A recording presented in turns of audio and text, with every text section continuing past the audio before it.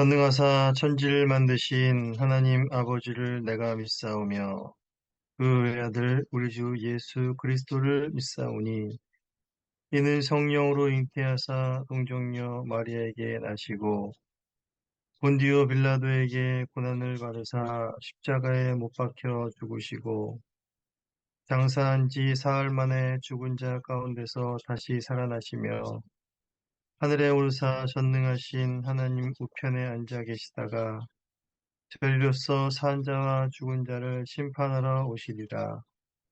성령을 믿사오며 거룩한 공예와 성도가 서로 교통하는 것과 죄를 사하여 주시는 것과 몸이 다시 사는 것과 영원히 사는 것을 믿사옵나이다. 아멘. 우리 시간 찬송하시겠습니다. 찬송은 찬송가 435장 나의 영원하신 기억 435장 1절과 4절을 찬송하시겠습니다. 1절과 4절, 1절과 3절입니다. 나의 영원하신 기업 생명보다 귀하다. 나의 갈 길 다가도록 나와 동행하소서.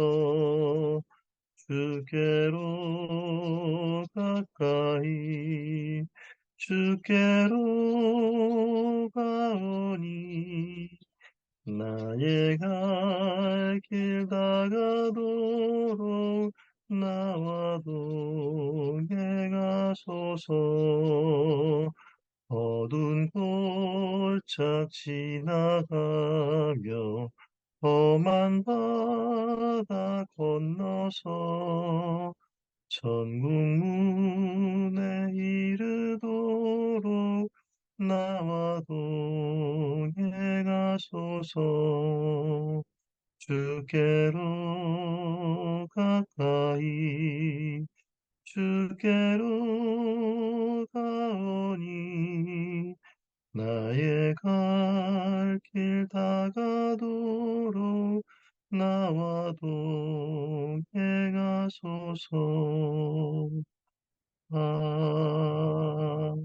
아멘. 이제 하나님 말씀 보시겠습니다. 하나님 말씀은 민수기 36장 1절에서 13절입니다. 네, 말씀을 공독하겠습니다. 요셉의 자손의 종족 중 므낫세의 손자 마길의 아들 길르앗 자손 종족들의 수령들이 나와 모세와 이스라엘 자손의 수령된 지휘관들 앞에 말하여 이르되 여호와께서 우리 주에게 명령하사 이스라엘 자손에게 제비 뽑아 그 기업의 땅을 주게 하셨고 여호와께서 또 우리 주에게 명령하사 우리 형제 슬로브앗의 기업을 그의 딸들에게 주게 하셨은즉 그들이 만일 이스라엘 자손의 다른 지파들의 남자들의 아내가 되면 그들의 기업은 우리 조상의 기업에서 떨어져 나가고 그들이 속할 그 기업의 지파의 기업에 첨가되리니 그러면 우리가 제비 뽑은 기업에서 떨어져 나갈 것이요 이스라엘 자손의 희년을 당하여 그 기업이 그가 속한 지파에 첨가될 것이라. 그런즉 그들의 기업은 우리 조상 지파의 기업에서 아주 삭감되리이다. 모세가 여호와의 말씀으로 이스라엘 자손에게 명령하여 이르되 요셉 자손 지파의 말이 옳도다. 슬로브앗의 딸들에게 대한 여호와의 명령이 이러하니라. 이르시되 슬로브앗의 딸들은 마음대로 시집 가려니와 오직 그 종족 조상 지파의 종족에게로만 시집 갈지니 그리하면 이스라엘 자손의 기업이 이 지파에서 저 지파로 옮기지 않고 이스라엘 자손이 다 각기 조상 지파의 기업을 지킬 것이니라 하셨나니 이스라엘 자손의 지파 중 그 기업을 이은 딸들은 모두 자기 조상 지파에 종족되는 사람의 아내가 될 것이라. 그리하면 이스라엘 자손이 각기 조상의 기업을 보존하게 되어 그 기업이 이 지파에서 저 지파로 옮기지 아니하고 이스라엘 자손 지파가 각각 자기 기업을 지키리라. 슬로브핫의 딸들이 여호와께서 모세에게 명하신 대로 행하니라. 슬로브핫의 딸 말라와 딜사와 호글라와 밀가와 노아가 다 그들의 숙부의 아들들의 아내가 되니라. 그들이 요셉의 아들 므낫세 자손의 종족 사람이 아내가 되었으므로 그들의 종족 지파에 그들의 기업이 남아 있었더라. 이는 여리고 맞은편 요단가 모압 평지에서 여호와께서 모세를 통하여 이스라엘 자손에게 명하신 계명과 규례니라. 하나님의 말씀입니다. 하나님께 감사합니다.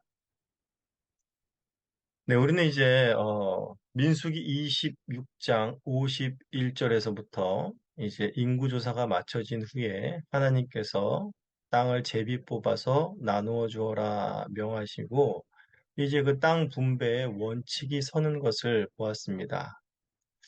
자, 그런데 이제 그 땅 분배의 원칙이 27장에서는 아들이 없는 슬로브앗의 집안의 딸들에게는 문제가 된 것입니다.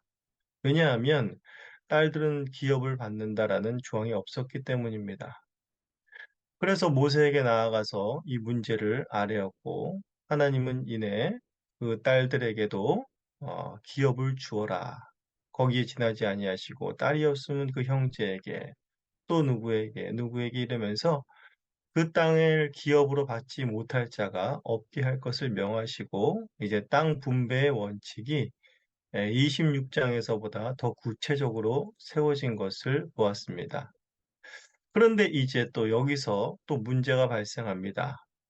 슬로브앗의 딸들이 속해 있는 므낫세 지파의 우두머리들이 이 딸들이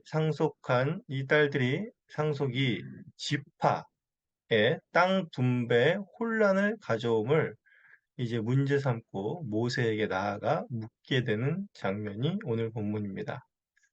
자, 이제 오늘 본문을 보시면 1절에서 4절까지는 이제 슬로브앗의 딸들의 기업 분배로 말미암아 생기게 된 문제를 말하고 있습니다.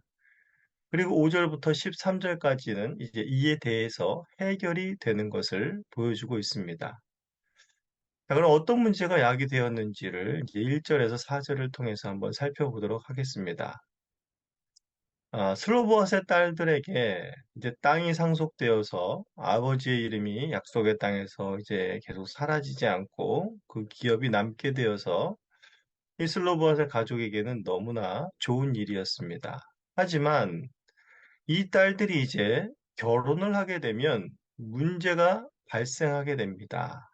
지파 간의 지파의 문제가 발생하게 되는데 여인들의 결혼 상대가 므낫세 지파 안에서라면 아무 문제가 없겠지만 만약에 이 여인들이 다른 지파로 시집을 가게 되면 므낫세 지파 여인들이 분배받은 땅의 소유도 다른 지파로 가게 된다는 것입니다. 자, 그러므로 므낫세 지파는 분배받은 땅이 감소되고 여인들이 시집간 그 다른 지파는 이제 여인들이 가지고 온 그 땅의 소유 때문에 땅을 더 얻게 되는 결과를 낳게 되는 것이지요. 각별히 희년이 되면 모든 것이 이제 원 주인에게로 돌아가게 되는데, 그러면 이제 결혼한 여인들은 다른 지파에 이미 속해 있으므로 그 기업이 다시는 이제 므낫세 지파로는 돌아올 수 없게 되는 결과를 초래한다는 것입니다.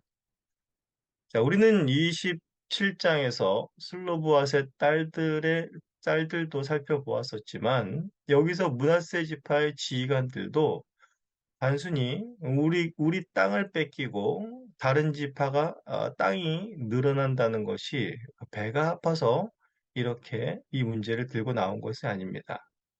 이들이 이 문제를 제기한 것은 바로 하나님 또는 이들이 이 문제를 제기한 것은 또 하나님이 정하신 것에 대해서 불만을 품어서도 아닙니다.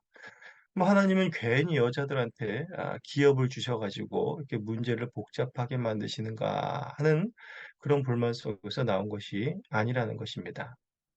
오늘 본문 속에서 보면 여호와께서 모세를 통해서 우리에게 제비 뽑아 준 땅이라고 하고 또 슬로브핫의 딸들에게도 하나님께서 기업을 주셨다라고 말을 합니다. 이들은 그 땅을 주시고 분배하신 하나님의 결정을 먼저 신뢰하고 있습니다. 하지만 여기서 야기되는 문제도 하나님이 다 분배를 하셨기 때문에 이 문제 역시 하나님만이 해결할 수 있다는 믿음으로 나아온 것이라는 것이죠. 슬로보아의 딸들이 결혼을 하게 되면 하나님이 정하신 토지 기업의 분배에 그 경계와 또 질서가 혼란스러워질 것에 대해서 이들은 하나님께 그 해결을 맡기고 있는 것입니다. 자, 이제 5절부터 13절을 보시면 이제 하나님이 이 혼란을 어떻게 해결해 주시는가라는 내용들이 나옵니다. 자, 이제 하나님의 대답은 이것입니다. 슬로브앗의 딸들은 마음대로 시집가도 좋다. 하지만 므낫세 지파 안에서 자유롭게 결혼하라는 것입니다. 그렇게 되면 분배받은 땅의 기업이 다른 지파로 갈 일이 없고 하나님이 정해주신 지파별 땅 분배에도 혼란이 야기되지 않기 때문입니다. 그러면서 하나님은 다시금 분배된 기업을 하나님께서 지키고 보존하라 명하십니다. 이러한 명령에 슬로보앗의 딸들은 어떻게 했을까요? 슬로보앗의 딸들은 이러한 명령에 기꺼이 순종을 합니다. 27장에서도 우리는 이미 살펴보았지만 이 여인들 역시 단순히 땅이 없으니 우리도 땅을 달라라는 요구에서 나온 것이 아니었고 그 안에 약속의 땅에 대한 사모함과 하나님에 대한 신뢰가 바탕이 되어 있던 여인들이었음을 볼 수 있었습니다. 그렇기 때문에 여기서도 불만이 없이 하나님의 명령에 순응하면서 바로 므낫세 종족 안에서 다 그들의 아내가 됩니다. 인간적으로 생각해 보자면 다른 지파와 사랑에 빠지는 것도 막으시는 것은 너무하지 않은가라는 생각이 들 수도 있을 것입니다. 그러나 이 여인들에게는 개인적인 사랑과 그런 선택도 중요하겠지만 그보다 더 소중히 여기고 사모하는 것은 바로 하나님의 약속하신 기업, 그것들이 자기의 소유가 되었다는 것에 있었습니다. 그렇기 때문에 기꺼이 하나님의 명령에 순종할 수 있었고, 또한 그 지파 안에서 그 기업이 보존되고 지켜질 수 있었다는 것에 대해서 여인들은 감사했을 것입니다. 자, 오늘 본문은 민수기의 마지막 장입니다.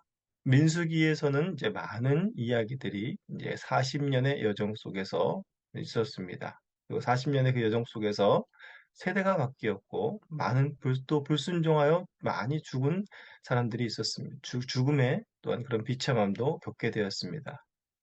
그러나 계속해서 민수기는 약속의 땅을 바라보게 합니다. 그 땅만이 너희들에게는 유일한 소망이라는 것을 가르쳐 줍니다. 특별히 오늘 본문을 통해서 그 땅을 살아가는 데 있어서 가장 중요한 원칙을 소개하며 민수리가 마무리됨을 보게 됩니다. 바로 약속의 땅에는 하나님이 정하신 대로 그리고 하나님의 방법대로 살아가야 한다라는 것입니다. 무슨 문제가 생기거든 철저히 하나님이 정하신 법에 의지하여 묻고 또한 하나님의 뜻을 구해야 한다는 것입니다. 그러면 그 안에 하나님께서 해결해 주시고 또 하나님께서 정하신 대로 그 질서와 평안을 그 땅에서 누리게 됨을 보여주고 있습니다. 이것이 땅을 살아가는 인생에게 얼마나 중요한 것인지 모릅니다. 자, 오늘날의 이 땅을 살아가면서 얼마나 많은 문제들이 야기되어지고 또한 그 문제들 때문에 새로운 법들이 만들어지고 있습니까? 요즘 한창 전세법 개정이 뉴스의 많은 부분들을 차지하고 있습니다. 백성들이 제대로 발붙이고 살 수 있게 하는 것이 인간 지도자들의 힘으로는 참 어려운 것입니다. 인간이 만든 법은 늘 불완전하고 또한 개정이 늘 필요합니다. 거기에는 불만과 무질서, 혼돈스러운 것이 있고 세상 사람들은 모두 그 안에서 살아가고 있습니다. 하지만 신자는 이런 세상임에도 불구하고 하나님의 통치를 받으며 하나님의 정하신 대로, 하나님의 방법대로 하나님의 뜻을 구하며 사는 자들입니다. 이런 신자들은 하나님 나라의 질서 안에 거하게 되고 또한 평안을 누리며 발붙일 견고한 땅에서 살아갈 수가 있게 되는 것입니다. 오늘도 주님께서 우리에게 허락한 땅, 허락한 지경이 있습니다. 그 안에서 또한 하나님이 원하시는 방법대로 하나님의 뜻을 구하며 살아가시며 그 안에서 또한 하나님의 질서와 평강을 누리시는 오늘 하루가 되시기를 간절히 소원합니다. 같이 이 시간에 기도하시도록 하겠습니다. 하나님 아버지 감사합니다. 오늘도 저희들이 민수기를 마지막으로 또한 살피면서 이 아침에 하나님께서 우리에게 말씀하신 그 뜻을 더욱더 깊이 마음속에 새겨봅니다.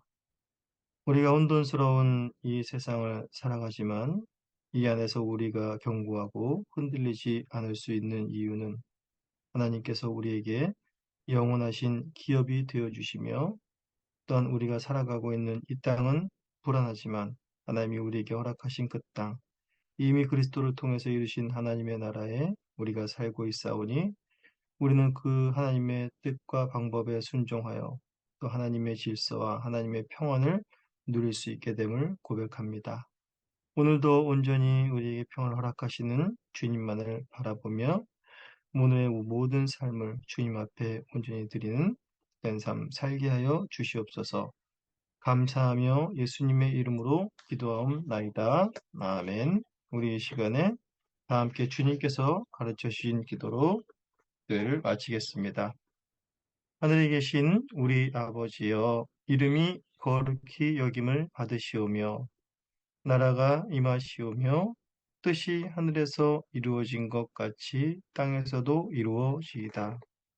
오늘 우리에게 일용할 양식을 주시옵고 우리가 우리에게 죄 지은 자를 사하여 준 것 같이 우리 죄를 사하여 주시옵고 우리를 시험에 들게 하지 마시옵고 다만 악에서 구하시옵소서. 나라와 권세와 영광이 아버지께 영원히 있사옵나이다. 아멘.